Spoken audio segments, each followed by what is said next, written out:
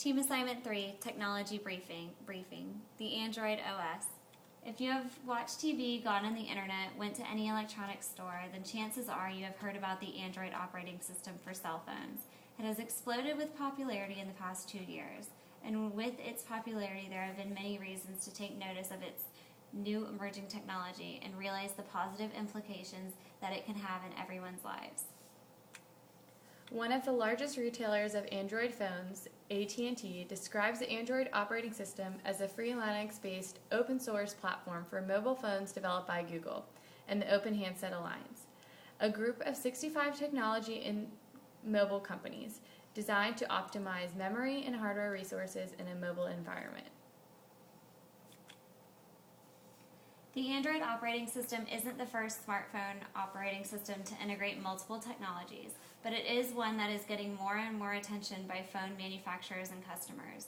The previous ones are either slow, specific to one carrier, or have limited expensive hardware options. With the Android, it is being integrated to many different phones, carriers, and devices because of its open source software. The BlackBerry OS is considered a personal digital assistant and offers an address book, calendar, memo pad, and task list for its users. It's able to be used as a portable media player with a camera and video capabilities, and it originally became popular due to its abilities for its users to receive their personal internet email. Although this was its major appeal, it is limited to your personal mobile network coverage or Wi-Fi access. Although well known, it's considered worlds away from the Android's advancements. There's many complaints about the total experience compared to newer phones, and it needs a better browser. They've had many complaints how it's hard to type, view, and navigate through the system. On the other hand, there's the Apple iPhone 4G. CEO Steve Jobs proclaimed it the best in comparison to the Android. However, its abilities are still not as advanced as the Android system. Not known for its customization and multitasking like the Droid is. Unlike the iPhone, the Droid allows you to text or talk while email, tweeting, and checking the weather without having to close out of your text message.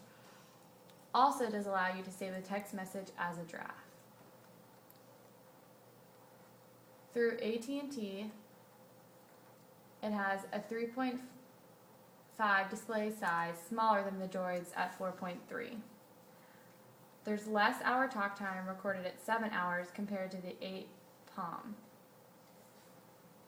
Then there's the Palm system. It only has 8 gigs of storage capacity and also only has 5 hours of talk time compared to the Droid at 8. It's considered far simpler and less complex than the newer phones we have already talked about, and it uses no voice commands. And it has significantly less apps, listed at 300, which is considerably less than all the other phones. The Droid is listed as $200 on Verizon with a 2-year contract. This includes unlimited data with a 4.3-inch display, 8-megapixel camera, HDMI, and DLNS connectivity, with Wi-Fi hotspot option, unlike either of the other phones. The Android OS is an open source software OS.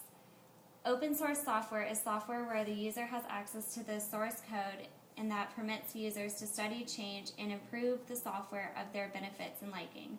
For this reason, it is easy for manufacturers and developers to put this operating system on many phones and allow these phones to do many different things with a simple modification of the software. From this reason, the Android OS is available on phones from almost all network providers and even as software on devices other than phones. Another benefit of the Android OS being open source is that people can freely develop apps for it. Once apps are developed, they can be distributed to anyone for free or for whatever price the developer pleases, although most are free. If you have an idea for an app, all you have to do is develop it and download it. There is no hacking or jailbreaking of the phone and voiding the warranty, like on the iPhones. Also, you don't have to be a computer genius to develop an app for your Android because there is even an app to create apps called the Google App Inventor. Anything done on the internet can be done over the 3G or 4G networks of the phone's service provider, thus making them more secure than using Wi-Fi. From this, banking and m-commerce is almost worry-free when using your Android. With m-commerce, there are apps for people to buy from various websites, Amazon, eBay, Walmart, etc. And any businesses that want to do m-commerce can easily make an app for their company. From that, it makes it easier for companies to reach their customers at any time, anywhere.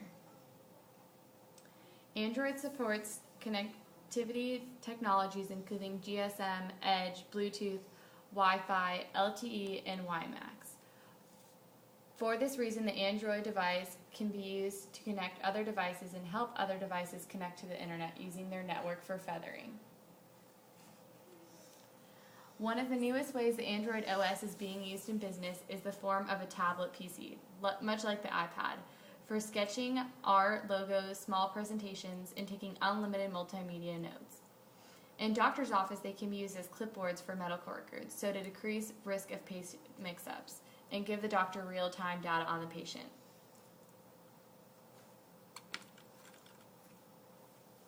The list of strategic business applications for the Android OS is as big as you can imagine, but some of the highlighted features are as followed.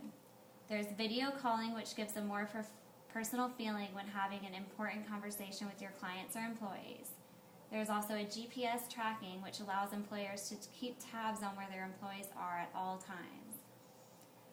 Following that is fast internet speeds, which allow people to send and receive the files they need as fast as possible so that they can get back to work and stop wasting time coming back to the office to download files or give data. Android is gaining more and more of the OS market share, pushing out the other OS due to the wide popularity and large app market. It can be difficult to maintain applications across the different OS versions. There are many different versions of the Android, all the way up to v2.2 now. And some of the apps don't work on previous versions that don't support various Bluetooth features or touchscreen features. It's cheaper for use than the competitors of iPhone and BlackBerry. Since those phones are a licensed OS, they are not only on a limited number of manufacturer devices, those manufacturers have a monopoly on these phones and tend to be more expensive than the Android.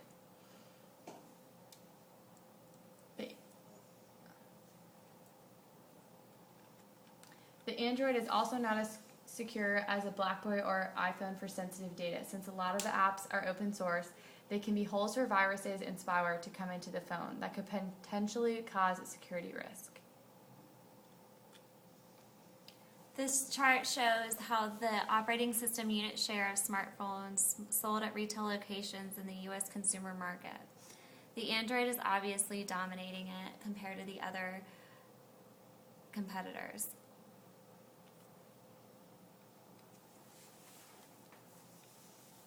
More and more manufacturers are making devices to run the Android OS. More apps are being added every day by cell phone owners or by other parties, but security can still be at risk with unlicensed third-party app developers.